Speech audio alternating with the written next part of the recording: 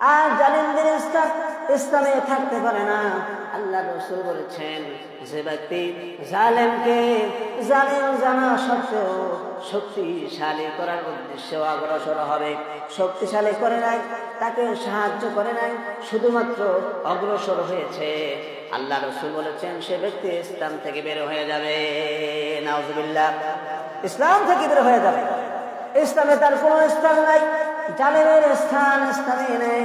আল্লাহ রাসূল বলেছেন ফাখারাজা মিনাল ইসলাম, ইসলাম থেকে সে বের হয়ে যাবে। যারা আল্লাহর শরীয়তের হুকুম যারা মানবে না, আল্লাহর হুকুম যারা মানবে না, জানার পরেও যারা গাফিলতি করবে, তাদের স্থান ইসলামে হতে পারে না। সুতরাং ভাইরা আমার, যারা এগুলি মানবে না তারা হচ্ছে জালেম, আর এই জালিমদের স্থান ইসলামে হতে পারে না। ইসলাম যখন ক্ষমতায় আসবে, বাড়ি বাড়ি গিয়ে ফিদিয়া আদায় করে দেবে, বাড়ি বাড়ি গিয়ে ফিদিয়া আদায় করে নেবে, তখন কারো উপায় থাকবে না। তখন এমনি এমনি ইসলামের ভিতরে মানুষ চলে আসবে, ঠিক কিনা? যখন মন্ত্রণালয়ের মধ্যে যখন এটা পাশ হয়ে যাবে যে অবশ্যই ফিদিয়া দিতে হবে, যারা রোজা রাখতে পারবে না, অসুস্থ ব্যক্তি থাকবে যারা, তাদেরকে অবশ্যই ফিদিয়া পালন করতে হবে, ফিদিয়া আদায় করতে হবে, ফিদিয়া দিতে হবে। আর যারা শুনবে না, যারা মানবে না, ওখান থেকে লোক পাঠিয়ে দিবে, আর্মি পাঠিয়ে দিবে, পুলিশ পাঠিয়ে দিবে, দিয়ে সেখান থেকে ফিদিয়া আদায় করে নেবে, ঠিক কিনা? জোর করে নেবে, ইসলামে জোর করে নেবে। কি কারণে নেবে? ইসলামের কথা যারা মানবে না, ইসলামের কথা যারা শুনবে না, ইসলাম অনুযায়ী যারা জীবনযাপন করবে না, তাদের জন্য ওই বিচার হবে, তাদের জন্য ওই হুকুম জারি হয়ে যাবে, ঠিক কিনা? একজন মুসলমান কখনো ইসলামের বাইরে কথা বলতে পারে না, একজন মুসলমান কখনো ইসলামের পরিপন্থী কাজ করতে পারে না, একজন মুসলমান কখনোই ইসলাম বিরোধী কথাবার্তা বলতে পারে না, একজন মুসলমান কখনোই ইসলামের বিপক্ষে যেতে পারে না। সুতরাং ভাইয়েরা আমার, আল্লাহর রাসূল বলেছেন লাইসা মিন্না মান লা ইয়ারহাম সগীরানা ওয়া লা ইউআক্কির কাবীরানা ওয়া ইয়া'মুরুনা বিল মা'রুফি ওয়া ইয়ানহাউনা আনিল মুনকার। যে ব্যক্তি সৎ কাজের আদেশ করে না, অসৎ কাজের নিষেধ করে না, ছোটকে স্নেহ করে না, বড়কে সম্মান করে না, সে আমার দলভুক্ত নহে। আর যারা এই সমস্ত কাজের মধ্যে নিমজ্জিত আছে তারা হচ্ছে জালেম। তারা কি জালেম? গত 3 দিন আগে সোশ্যাল মিডিয়ায় ধর্ষণের চিত্র দেখা গেল। 8 থেকে 12 বছরের মেয়ে, 8 থেকে 12 বছরের একজন শিশুকে ধর্ষণ করা হয়েছে। ইসলাম যখন ক্ষমতায় থাকবে, ইসলাম যখন ক্ষমতায় আসবে, ইসলাম ক্ষমতায় আসলে ধর্ষকও থাকবে না আর ধর্ষণও থাকবে না, ঠিক না? ইসলাম বিরোধী কোনো কাজ থাকবে না। আর এই ধর্ষকদেরকে ধরে ধরে ইসলামের ছায়াতলে নিয়ে আসা হবে। ইসলাম যা বলেছে, ইসলাম যা হুকুম করেছে তাই তাদেরকে করা হবে।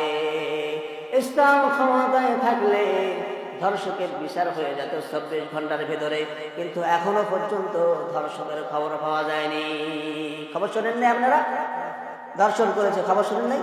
মাগুরা জেলায় একজন ছোট বাচ্চাকে, ছোট শিশুকে ধর্ষণ করা হয়েছে, সেটা মারাও গেছে, আবার সেটার জানাজাও হয়ে গেছে, ঠিক কিনা? সুতরাং ভাইয়েরা আমার, ইসলাম ক্ষমতায় আসলে ধর্ষক থাকবে না, ইসলাম ক্ষমতায় আসলে অন্যায় থাকবে না, অবিচার থাকবে না। অন্যায় অবিচারের কথা যখন আসে, খারাপের কথা যখন আসে, তখন সুদ, ঘুষ, অন্যায়, অবিচার, জিন, এরপর কিডন্যাপ, এই শব্দগুলি আসে কিনা? এই শব্দগুলো আসবে। এখন যারা এই মনে করে যে বারবার একই পেশাল পারে হলে বারবার একই কথা বলে, এটা আপনাদেরকে এই বলার জন্য আল্লাহ তাআলা কি করেন নাই? নির্দেশ দেননি।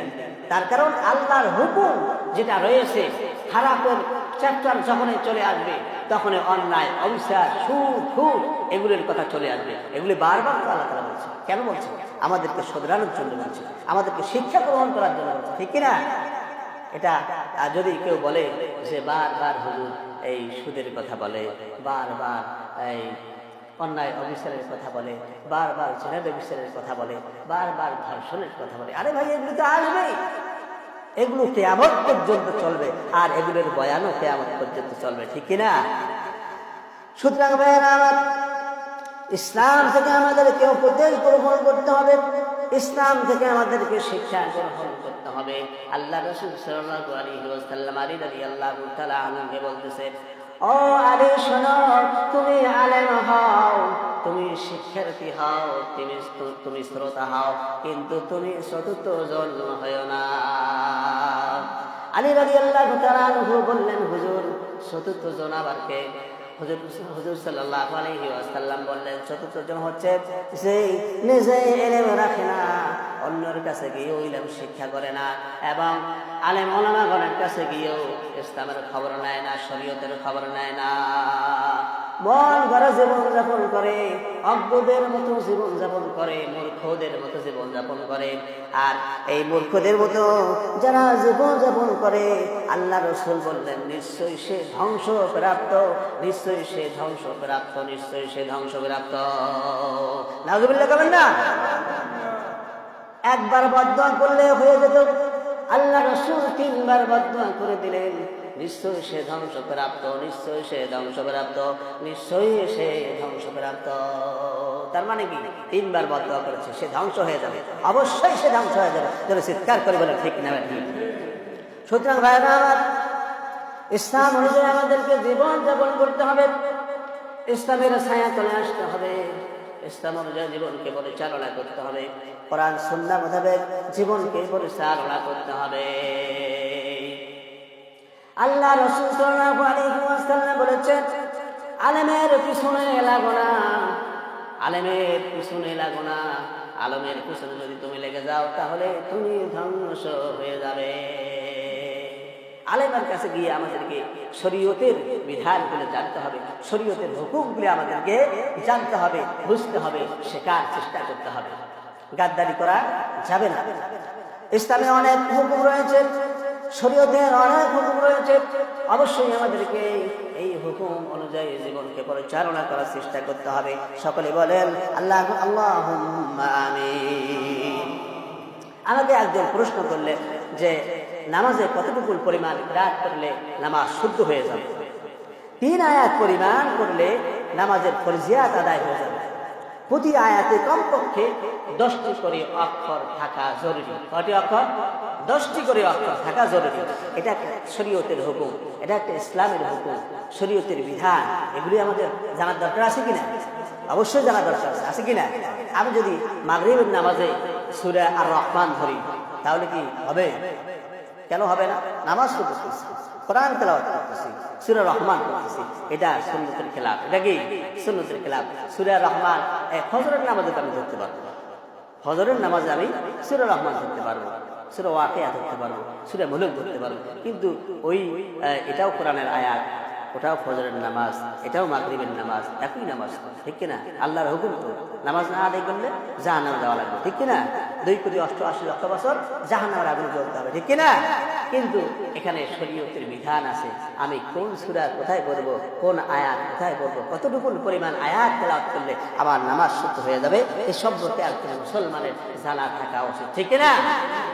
সুতরাং ভাইরা আমার, কমপক্ষে 10টি করে অক্ষর যদি একটি আয়াতের মধ্যে থাকে, আর 3টি আয়াত হতে গেলে 3 10 30টি অক্ষর থাকা লাগবে, ঠিক কিনা? 3 10 30টি অক্ষর থাকলে এক রাকাত নামাজ আমাদের হয়ে যাবে। এইভাবে করে পরের রাকাতেও যদি আমরা 30টি অক্ষর তেলাওয়াত করি তাহলে আমাদের নামাজ হয়ে যাবে।